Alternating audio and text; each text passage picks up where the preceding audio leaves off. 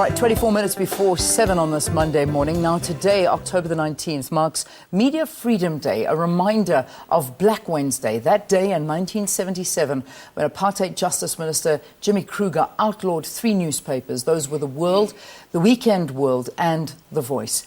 During the ensuing struggle for democracy, journalists were frequently harassed and imprisoned for just doing their jobs, and the press was restricted by authorities in many other ways. Well, to mark the day, the South African National Editors Forum will hold a regional panel discussion. Joining us now in studio is Adriaan Basson. He, of course, is the chairperson of SANEF's Media Freedom Committee. Adriaan, nice to have you in studio. Welcome to Morning Live. Nice to be here. Thanks, Leon. All right. I mean, let's take our viewers back to what happened on Black Wednesday. And I mean, some of our icons were affected during this time, really badly. Absolutely. I mean, it was a very dark day 30 years ago today.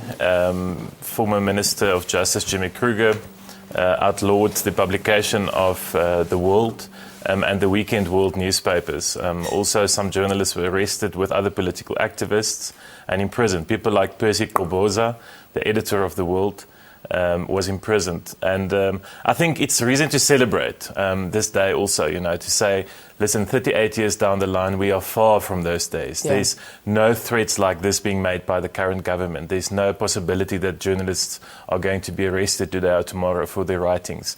But for us at SANEF, obviously, it doesn't mean we can sit on our laurels. We have to be actively looking out for threats to media freedom.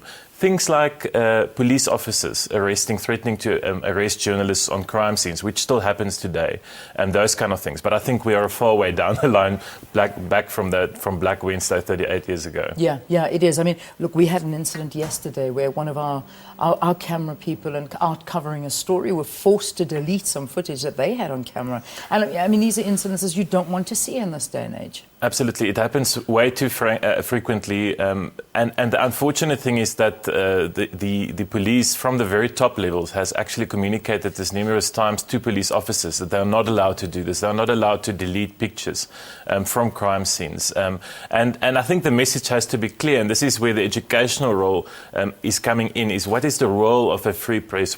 How does media freedom benefit the public at large? Because it does.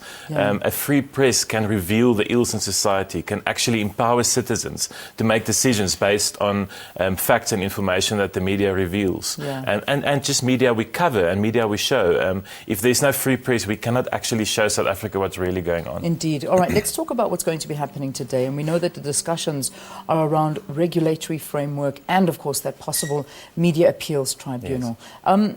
Does the man on the street actually understand these discussions?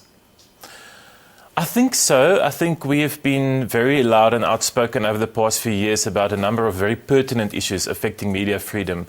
Top of mind is the secrecy bill, the so-called secrecy bill, the Protection of State Information Bill, which is still on President Zuma's desk, yet to be signed. The President referred to this bill yesterday during the luncheon with editors as well, saying that he's still considering the bill. You will remember that bill was sent back to Parliament because it was flawed, and we still believe as SANEF that there are mistakes in the bill that can be fixed easily with the public interest defence. That just means that we're not saying there shouldn't be a secrecy bill. We're saying we appreciate that governments have secrets that has to be protected. Things like how does nuclear power stations work, for example. But we're also saying if we get leaked documents which were irregularly classified and we publish that in the public interest, we should be able to offer that defence. So that's the first thing.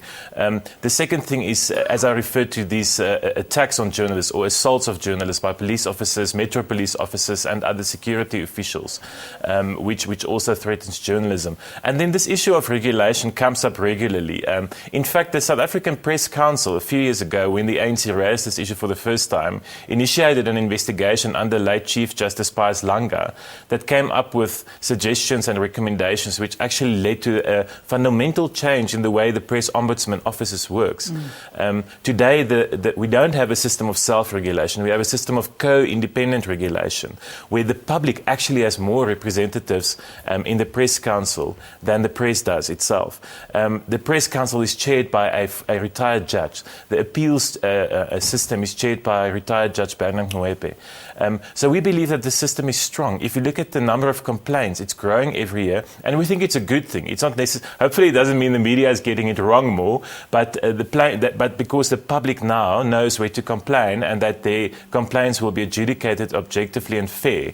Yeah. In the past year, we've seen 2/3 of the adjudications by the Press Ombudsman going against the media. So I think the accusation that the Press Council or the regulatory system in place is ineffective is a bit unfair.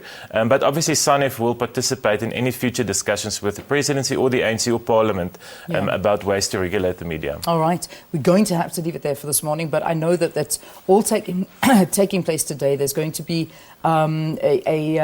it's the panel discussion that will be taking place for the South African National Editors Forum. Adriaan Basson, of course, is the chairperson of this SANEF Media Freedom and the editor at the Beeld as well. Good to have you in studio, and thanks very much for talking to us. Thanks, Absolute pleasure. All right, let's take a very quick break here on the program. We'll see you after this.